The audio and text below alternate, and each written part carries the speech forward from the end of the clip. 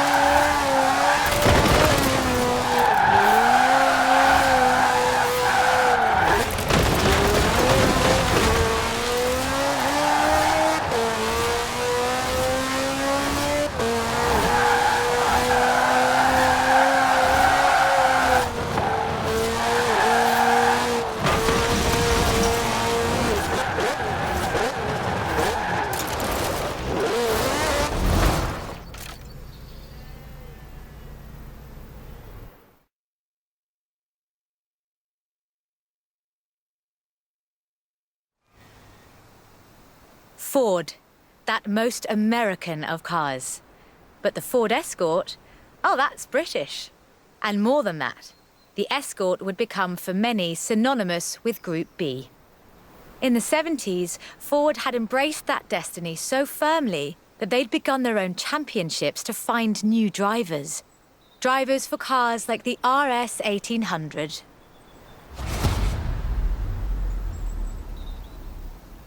This was a car designed explicitly for rallying, with a powerful fuel-injected 1790cc Cosworth BDE engine.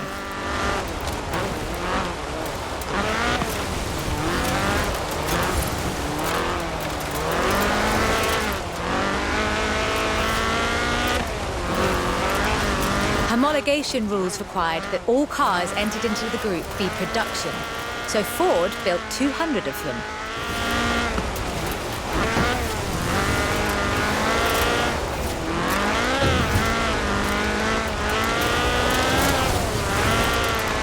The RS 1800 raced to victory after victory across the rallying world, on almost every continent and across every terrain type imaginable.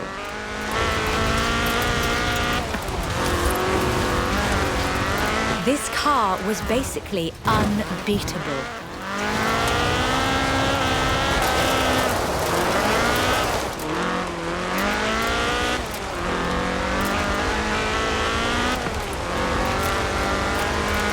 The RS 1800 brought home 17 World Rally Championship victories for Ford.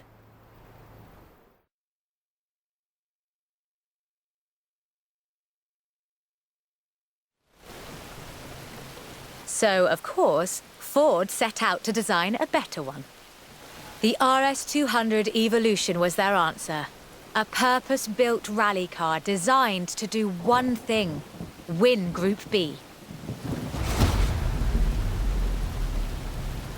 With a 1.8 turbocharged Ford Cosworth BDT engine and all-wheel drive, the RS 200 had perhaps the best suspension platform of any car of its era. The chassis was fiberglass from Reliant, and the massive Ford parts bin was raided to give the car that iconic look.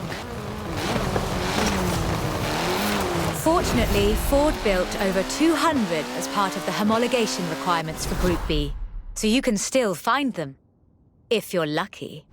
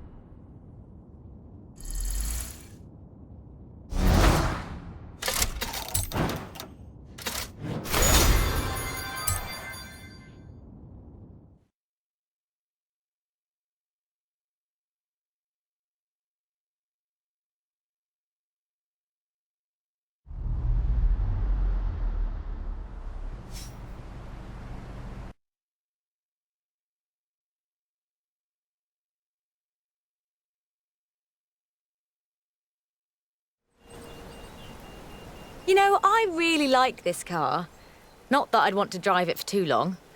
Squeeze yourself in there and let's see just how fast you can make it go. Which won't be too fast. But hey, I could be surprised.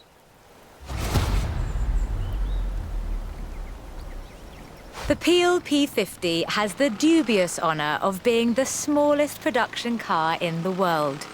A one-door microcar coupe, featuring a 42cc air-cooled engine capable of a heinous 38 miles an hour. And a handle, so you can pick it up and carry it with you when you get to work. And keep in mind that this is the production version. The prototype had the single wheel at the front. Why would you think that was a good idea?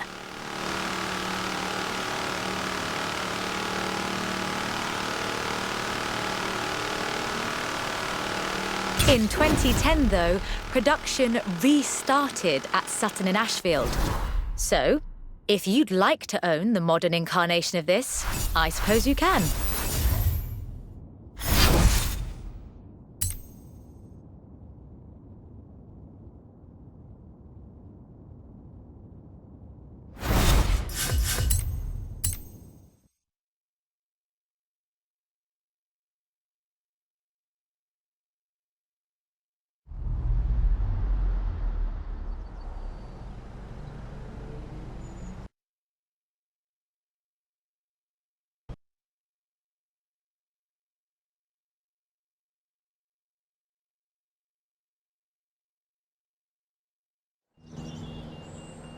Hey there! How about a car with some actual legroom and some actual speed? This section's about what happened when McLaren decided to make a road car. You're going to enjoy this.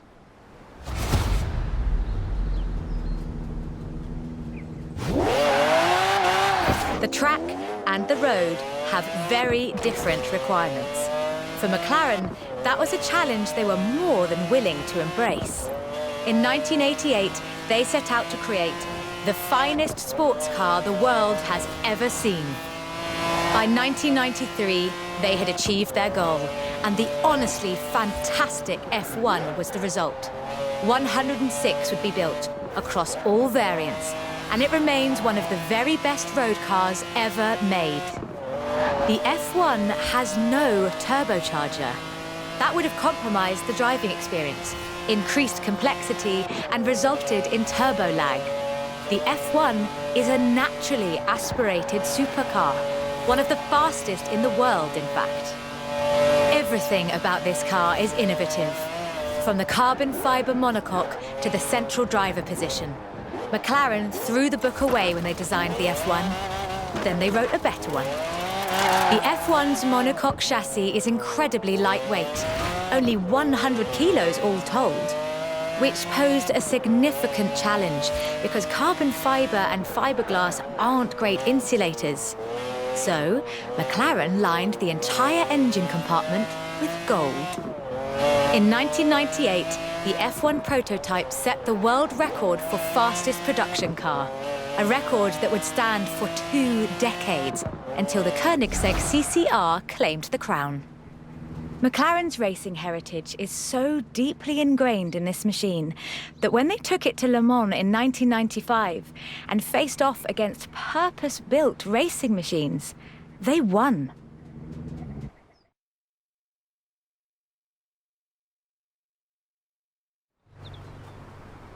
So, with something like the F1 to live up to, where do you go next? Well, you throw the book away again and write an even better one. The result is the McLaren P1, a hybrid electric sports car that stands head and shoulders above the F1. The P1 GTR will hit 60 miles an hour in 2.4 seconds. That's 0.7 seconds faster than the F1. That's an eternity for a supercar.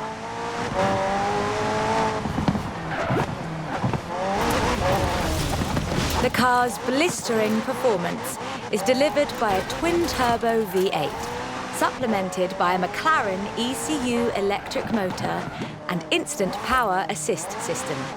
And they do mean instant.